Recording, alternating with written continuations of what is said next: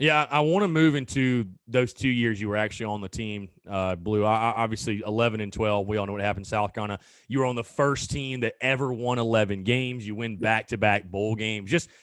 Just talk about, again, being a part of those teams. I mean, obviously, again, it has to. I'm sure it fills you with joy. You can still tell people, hey, I'm part of the South Carolina team, that the first ever South Carolina team that won 11 games in a season.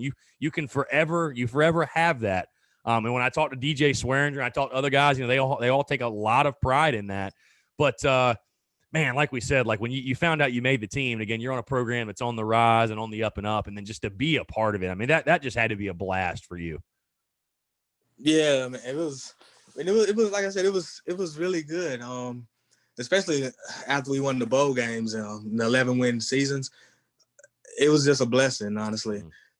Especially like I said, with that route that I took to get there, it really was.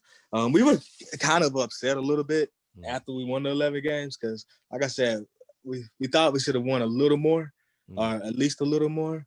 But I wish we could have. But still happy that it happened. It was amazing. Like I said, we had a lot of guys. We had a lot of talent, and we were all together. We were all really together as a team too. So I mean, everybody knew each other. If everybody didn't know each other, these 5 or these 10 guys, they have such a good chemistry together, and we all play together, right? Same thing on the defense. You might have the linebackers and the defensive backs who have an amazing chemistry on the field and off the field. Off the field chemistry helps boost the on the field chemistry that we had. So just looking back at it like that, and the situation that it took to get our team to that point was pretty amazing. It's pretty amazing. I want to ask you specifically about 2012. And by the way, Blue, I'd have to say maybe I think you might have been slept on. You should have seen the field more because you had 4 carries for 19 yards. You actually averaged 4.8 a carry. That's pretty good. I mean, that's respectable for any running back. I don't care who you are, but getting on the field again, you played against East Carolina, UAB, and Arkansas. And again, I know it was really limited playing time, but just to again, you go from just being a student at Carolina to you're actually on the field taking a handoff. Like, again, I know that has to still be something you look back on and you say, I did that. I accomplished that. I had that goal and I accomplished it. And again, to get on the field and, contribute in any way, just talk about that. I'm sure that had to be a really cool thing for you. Yeah, I mean, it really was. And that's why I was glad you called back. And because for a lot of people, it won't happen, or not it won't happen, but it didn't happen, or it may not. And for me, like I said, one of the biggest reasons why it happened is because, like I said, I had really good grades. And anybody can, I don't say anyone can do it, but if you want it, you can do it through that way. And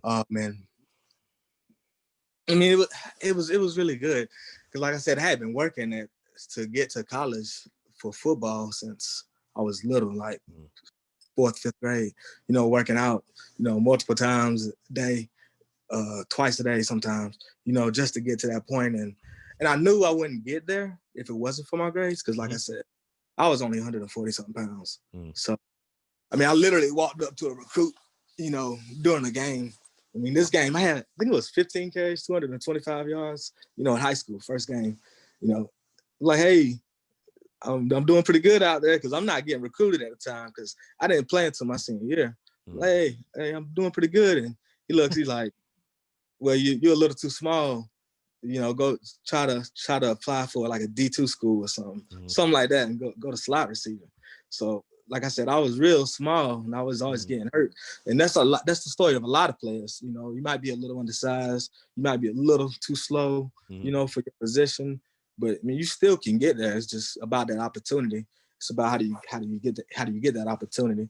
So for me, once I actually got that carry, or those few carries or whatever, it was still a lot, because like I said, I mean, I walked in with guys like Marcus. I mean, this is a 5-star prospect. This is one of the best running backs in South Carolina history, like best in the nation. I mean, another running back led the state of Georgia in high school in rushing yards. The other running back led the state of South Carolina in rushing yards. So, yeah, that's one of the things that helped bring us all together is because, like I said, a lot of us had a lot of similarities. Like I said, we had really good players in high school. We had some who were good, but had to have that opportunity. So it was a pretty good experience. You know, man, what I'm so glad you came on too, because what I love about your story is not only applicable on the playing field, but I think like in just everyday real life, just in the whole sentiment and the moral of the story behind it is if you want something, you can get it. Even though people might tell you can't or whatever it is you want, there is a way. Where there's a will, there's a way. And you made that happen. So again, I give you major kudos, and to anybody that does anything like that in life, I think it should be appreciated. So I think what you did obviously is awesome. Like you said, man, you found a way to get it done. Hey, you mentioned the importance of the grades, man. People sleep on it, but I mean, if you don't have them, and it seems like there's a recruit in every class that I remember plenty that South Carolina that, you know, highly touted guys, and they just, for whatever reason, just cannot get through the clearinghouse. And, you know, if you don't have them, it'll eat you alive if you don't have them. So, I mean, it's people, like I said, people can sleep on it, but you got to have them. This is bottom line. That's it. Yeah. I mean, there's a lot more to it too. That's right. Which I wish, I mean, I don't know how much is talked about now, but I know whenever I was coming up, it really wasn't pushed, you know, to the forefront. So, I mean, obviously you have to have a 2.5, I think, to get into college. But if you have a 2.5, you have to have higher on the SAT. And that's one thing that's not really taught. So if you have 5, you have to score like 1,100 on the SAT, which so I mean, if you have a 2.5, you're probably not getting an 1,100 on the SAT. Yeah, not, just realistically, yeah. Yeah. I mean, so I mean, if your GPA is higher, you can afford to score lower. You know, and the cost to take it anyway. So right. You need to do well. You're incentivized to do well. I want to ask you, obviously, again, you did really well in the classroom, and obviously being part of those 11 and 12 teams, I know it had to be a blast. Was there a game? I mean, whether it was the games where you got your handoffs, or was there? I mean, because again, you were part of those teams that won so many big games, and there were so many great moments. I mean, I think specifically off the top of my head, you know, both of the Georgia wins, both of the Clemson wins. Like, what's like a game or two that really sticks out from your time at Carolina? Like, wow, that was a blast. Like that, like a memory that'll just live with you forever. The Georgia game, I think it was 12, the home game. Well, yeah, home game, yeah. Georgia, I thought the stadium was gonna fall. Like, I legit thought the stadium was gonna fall down there. It's crazy, and it looks like it's swaying because, you know, everybody's up there swaying. People in the student section, and, you know, you got the 18, 19-year-olds drinking, not even supposed to be drinking, and they're just throwing towels. So, and you're just watching it, and you can see it. So that was one of the biggest games, and especially, I think Clowney threw somebody that game, threw Aaron Murray.